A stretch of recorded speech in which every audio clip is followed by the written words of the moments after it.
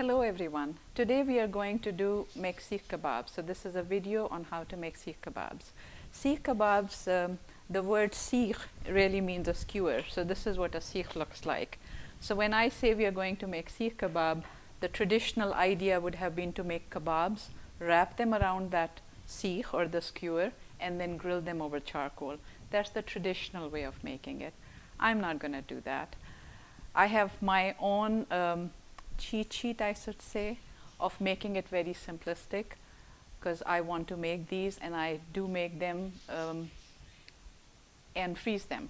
So I make them completely and then freeze them, and that way I have them ready in the freezer anytime I need to put this thing together quickly. You can make them with chicken, you can make them with beef, lamb, goat, turkey, any kind of minced meat. In my opinion, the best flavor is with beef. But in my household, we typically do chicken. So that's what we are doing today. We are making chicken kababs. The ingredients: bread, onions, both fried onions and ground onions. So I have regular onions, I have fried onions, and then some spices or masalas, as we say. Again, this is a very easy recipe. So I can blend my own spices, and I can give you a recipe of the spice mix. But when there are over-the-counter ground up spices available, I leverage those. So let's start. This is a recipe for 2 pounds of meat. So what I'm going to do is grind up all the ingredients together. And so you actually don't need a food processor to make it. I want to make it real simply with a minimal effort, so I use a food processor. You don't have to. This is 3 slices of bread. Any kind of bread can do: white wheat, whole wheat, sourdough, French, whatever you have at hand. If you were making it with beef or lamb, which doesn't tend to be as liquidy as a chicken one, then you can get away with 2 slices.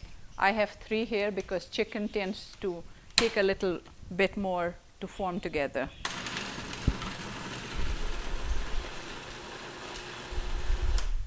Simple grind.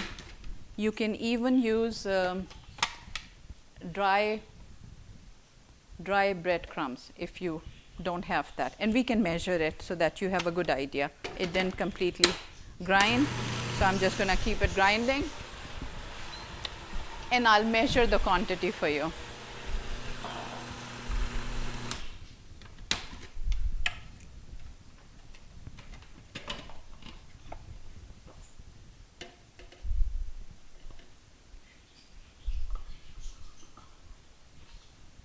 So this roughly looks to be about a solid 1 cup. Okay? So 1 cup of breadcrumbs, freshly ground up, and then we can add on the rest of the ingredients. We need some ginger and garlic. I tend to grind my own ginger and garlic, and I keep bottles in the fridge because all of my cooking needs ginger and garlic. So for 2 pounds, we are doing about 3 tablespoons of garlic and 2 tablespoons of ginger.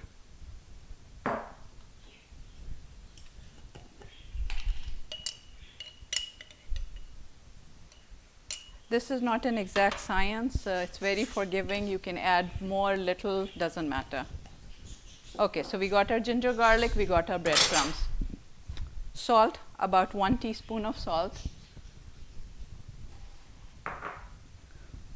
Garam masala. This is a blend of spices. You can actually get this from the store. I make my own garam masala. This is my own garam masala. So about a teaspoon of garam masala. And just the smell of freshly ground garam masala is amazing. So 1 teaspoon. Then I said we were going to keep this very simple and use store-bought mixes. This is a Seekh Kabab mix. So about 2 teaspoons per pound. So this will be 4 teaspoons.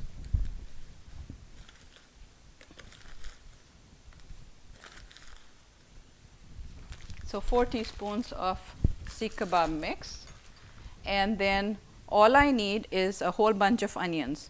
So for chicken, we are roughly going to use about 1.5 onion, and this is kind of like a medium size onion, so 1.5 onion.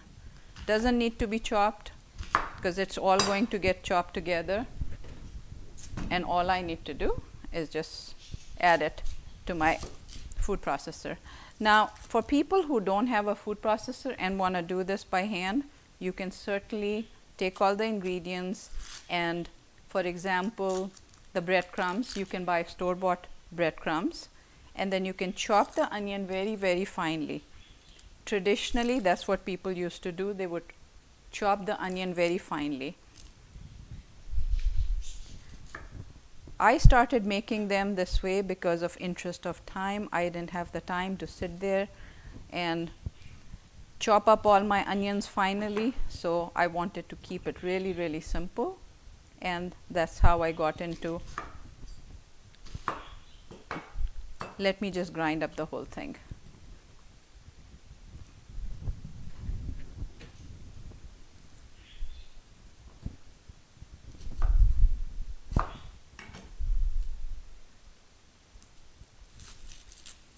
And then we'll use some cilantro and we'll use some green pepper.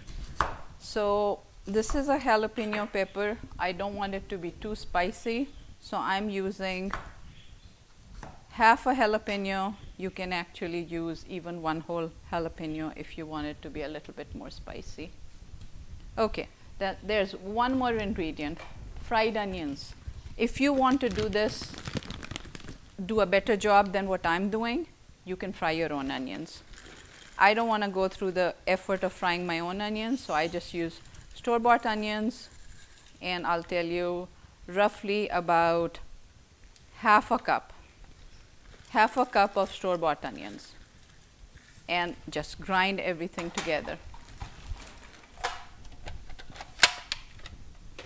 All right, so we start with the grind.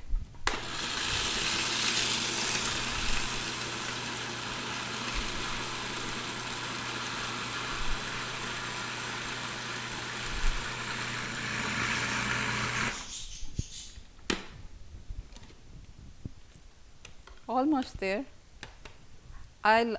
My kids are finicky. They don't like to have onion pieces in there, so I tend to grind mine very finely.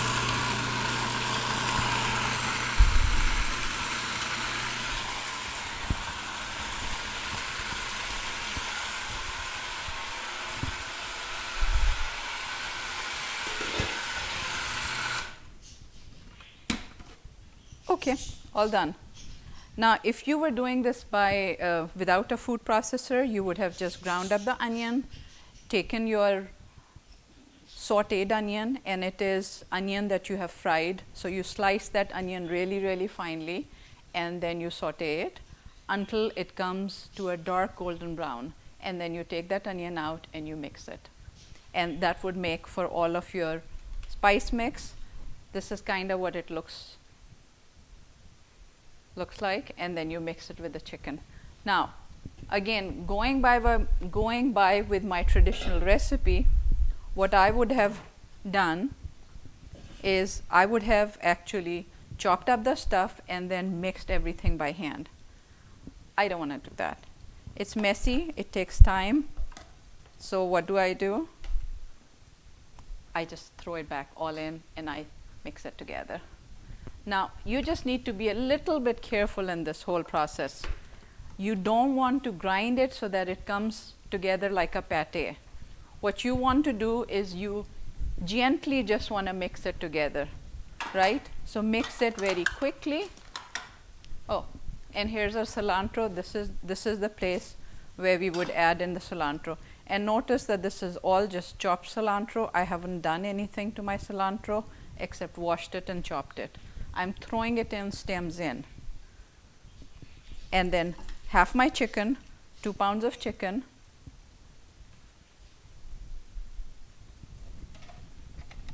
And then we do a quick mix. That's it. You do more and you come and you're going to end up with a pate. See, this is kind of what it should look like. Now I'm going to take the balance and mix it all together like that. And while you're making the kebabs, yes, you will find some stems. You can just take them all out, doesn't matter. All we are doing is we are bringing everything together and we are mixing it. Just to make our life a little easy and make things go faster. My goal is these seekh kebabs should not take me more than 30 minutes to put together.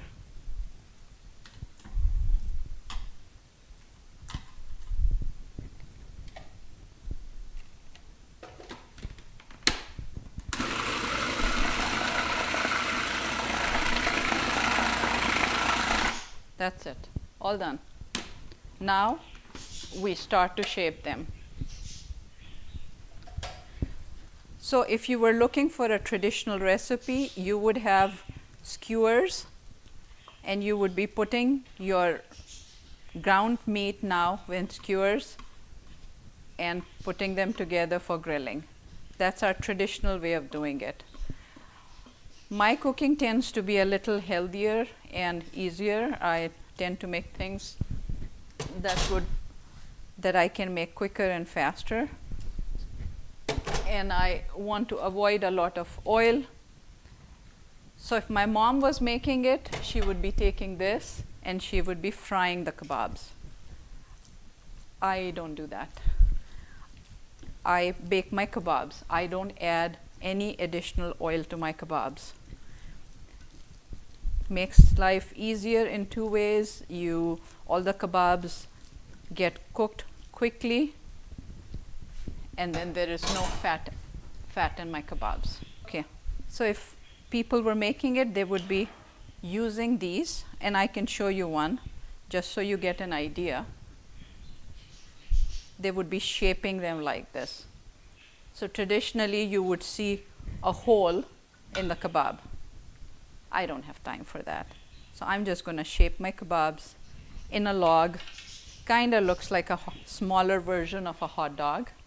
And then just bake it. It will take about 20 minutes or so from first side, and then we will flip them over and cook them on the other side at 350 degrees.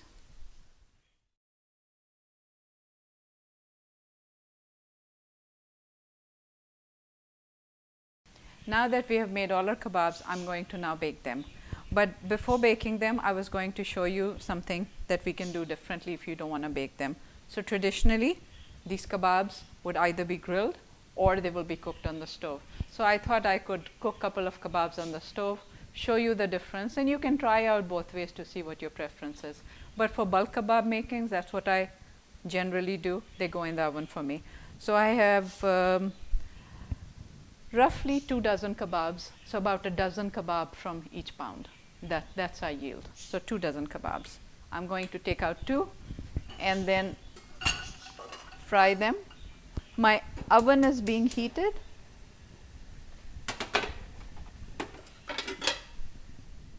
Okay, so I have added a little bit of oil. My pan is being heated, and then once the oil heats, I'm going to throw 2 kebabs in, just as a preference, and here's some light.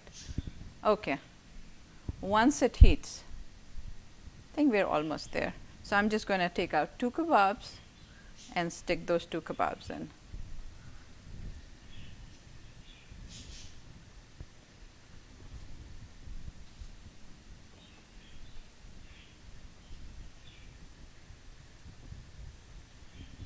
And then the rest of my kebabs are going to go in the oven. I have the oven being heated at 350 degrees. I'm going to throw them in the middle rack.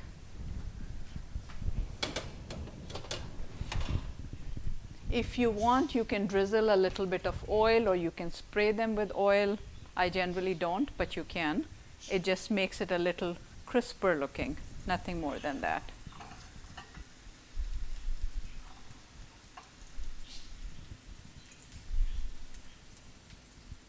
Been cooking for a couple of minutes, so I'm gonna just flip them over.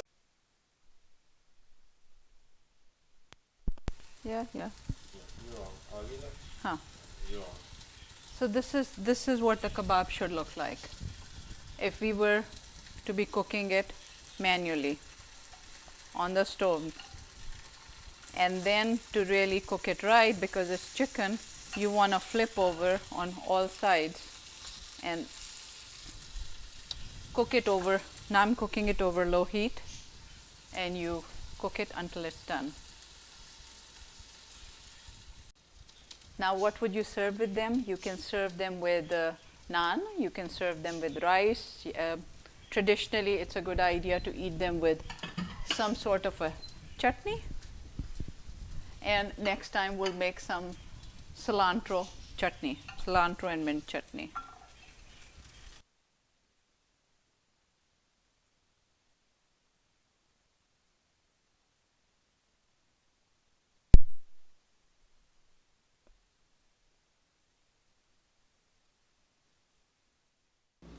So the kebabs are going to take about 20 minutes on each side. So first side 20 minutes, then I'll take them out, flip them over, and about 20 minutes on the other side. When done, they're going to look somewhat like this. And you can do a stare and compare between the two. These on the stove have a slightly different appearance than the ones that will come out of the oven. But taste-wise and ease-wise, I picked that. Good luck making kebabs.